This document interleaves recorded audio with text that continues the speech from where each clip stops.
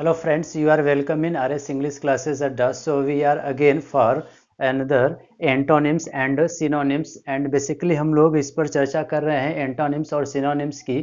तो अगला जो मैंने वर्ड लिया हुआ है इसमें मैंने लिया हुआ है अले, ठीक है। राइट प्रोनाउंसिएशन इज अले, इसको बोलेंगे, ठीक है। अले is the right pronunciation. This is and this is what, this is a verb, ठीक है। अले एक वर्ड है जो कि एक पार्ट्स ऑफ स्पीच के अकॉर्डिंग यह एक वर्ब है। And what is the meaning, meaning क्या होता है? तकलीफ, कष्ट, डर, ठीक है। दूर या कम करना है, यानी इसकी मीनिंग हो गई कि तकलीफ हो या फिर कष्ट हो या फिर किसी तरह कोई डर है, उसको क्या करना होता है? दूर या कम करना, तो उसको बोलेंगे अले। अंडरस्टैंड? तो आइए देख लेते हैं फॉर इसके सिनोनिम्स, ठीक है। सिनोनिम्स इसके क्या क्या हो सकते हैं?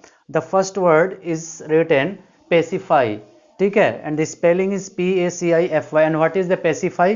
पेसिफाई करने का मतलब होता है किसी चीज को शांत करना, ठीक है। और यहाँ हम देख भी रहे हैं कि ये जो चीजें इसको दूर या कम करने की बात कर रहा है, तो इसी बेसिस पर इसके जो सिनोनिम्स होंगे वो भी वर्क करेंगे। पेसिफाई, पेसिफाई का मतलब होता है शांत करना, ठीक है। शांत करने का मतलब जो भी चीजें उसको कम करने की बात हो रही है तो pacify. And this will be also what, this will be also a verb. Understand?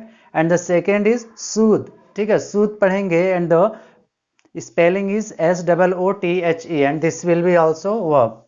Reason क्या है? देखिए ये भी वर्ब है और ये भी, क्योंकि जो हमको वर्ड दिया हुआ है अले वो भी हमारा क्या है? एक वर्ब है। तो इसके जो भी सिनोनिम्स बनेंगे वो भी हमारे वर्ब की कैटेगरी में आएंगे और जो भी एंटोनिम्स बनेंगे that will be also in the category of verb. तो सूद का मतलब और पेसिफाई दोनों की मीनिंग सेम होती है, ठीक है। और ये मीनिंग किसको बना रहे हैं? अले को बना रहे हैं, दैट इज दूर या कम करना, ये जो चीजें हैं।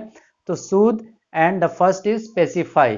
तब इसके सेकेंड और थर्ड फॉर्म क्या बनेगी? Pacified and pacified will be and soothe, ठीक है। SOOTHE है तो इसमें डी लगा देंगे तो इसके सेकेंड और थर्ड फॉर्म बन जाएंगे। Now we come to the number third. और नंबर थर्ड देखिए क्या लिखा हुआ है? लिखा है लाइटेन। लाइटेन का मतलब क्या? किसी चीज को कम करना या फिर हल्का करना, lighten. And this will be also a verb, lighten. Understand? And the spelling है LIGHTEN और ED लगाएंगे तो we will find the second and third form of this verb. तो हम लोगों ने देखा कि क्या है, बिल्कुल इस पर सटीक है। पेसिफाई फर्स्ट है, सेकेंड है सूद एंड नंबर थर्ड है लाइटेन एंड नंबर फोर क्या है? ASSUAZE। और मीनिंग क्या होती है? इसकी प्रोनाउंसिएशन होती है अस्वेज। अस्वेज इज द राइट प्रोनाउंसिएशन, ठीक है।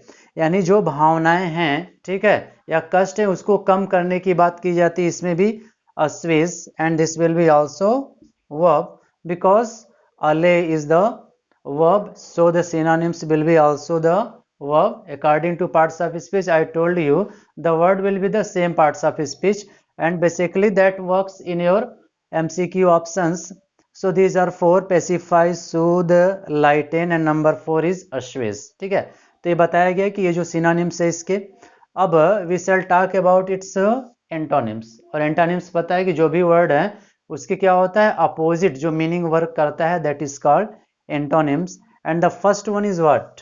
And the first is aggravate, ठीक है। Aggravate and this will be also what? This will be also a verb. Understand? And what will be the second and third form? Aggravated, aggravated. और इसकी Hindi meaning यदि बात समझे तो क्या होता है? मीनिंग होता है बिगाड़ देना, ठीक है। बिगाड़ देना, that will be the meaning. तो वही बता रहा है। और सेकेंड यदि थर्ड फॉर्म को बनाना होगा तो केवल डी लगा देंगे क्योंकि ऑलरेडी इसमें ई हमको दिया हुआ है। तो इसका देखा जाए तो pacify, pacify that is aggravate, aggravate यानी बिगाड़ देना। एंड लिखा है हाइटेन। हाइटेन का मतलब क्या होता है? सूद। और हाइटेन का मतलब उसको बढ़ा देना, हाइट। समझते हैं ना हाइट क्या होता है? तो उसी के अकॉर्डिंगली जो भी हमारे क्या है, जो भी ये चीजें हैं, तकलीफ, कष्ट या डर है, उसको बता रहे कि हाइट कर देना। हाइट का मतलब क्या है? ऊंचाई होता है। तो बता रहे हैं कि इसको हाइटेन कर देना मीन्स उसको और बढ़ा देना। तो ये यहाँ पर इसके एंटोनिम्स वर्क किए हैं ना, ठीक है। And what will be second and third form? तो हाइटेंड, हाइटेंड हो जाएंगे। एन है, we shall add ed and that will form the second and third form. And number third is the agitate. Agitate का मतलब क्या होता है? उसको उकसाना, एजिटेट कर देना। Understand? Agitate and the excite that will be the same word, ठीक है, the meaning will be the same but the word are different. So यहाँ पर एजिटेट कर देना यानी उकसाना, यानी उसको और भी क्या कर देना, बढ़ा देना। और एक्साइट का मतलब हम लोग जानते हैं क्या होता है, उत्तेजित कर देना। यानी दो अलग अलग वर्ड हैं और इसके जो मीनिंग्स हैं वो लगभग सेम है। तो देखा जाए तो यहाँ पर इसके एंटोनिम्स वर्क किया है और यहाँ पर क्या है, इसका ये सिनोनिम्स वर्क किया हुआ है। यानी synonyms that is the similar meaning होता है and antonyms that is the opposite, यानी जो दिया है उसका विपरीत क्या होगा। तो ये अले, ये जो हमारा बेसिक वर्ड था यहाँ पर, ठीक है, बेसिक वर्ड वो हमने लिया हुआ है अले। और बताया गया कि मीनिंग क्या होता है, तकलीफ, कष्ट, डर, इन चीज़ों को क्या करना, दूर कर देना या फिर कम कर देना। तो बताया गया पेसिफाई कर देना यानी शांत करना। सूद बताया गया number second, and number third lighten, and number four is assuage. Now we come antonyms, तो एग्रेवेट हुआ, हाइटेन, एजिटेट एंड एक्साइट। तो क्या होता है, जो वर्ड क्या है दिया हुआ है, तो क्या होता है इसके जो भी सिनोनिम्स या एंटोनिम्स बनते हैं वो थोड़े से लो कैटेगरी के वर्ड यूज किए जाते हैं, लेकिन इसको पहचानना, ठीक है।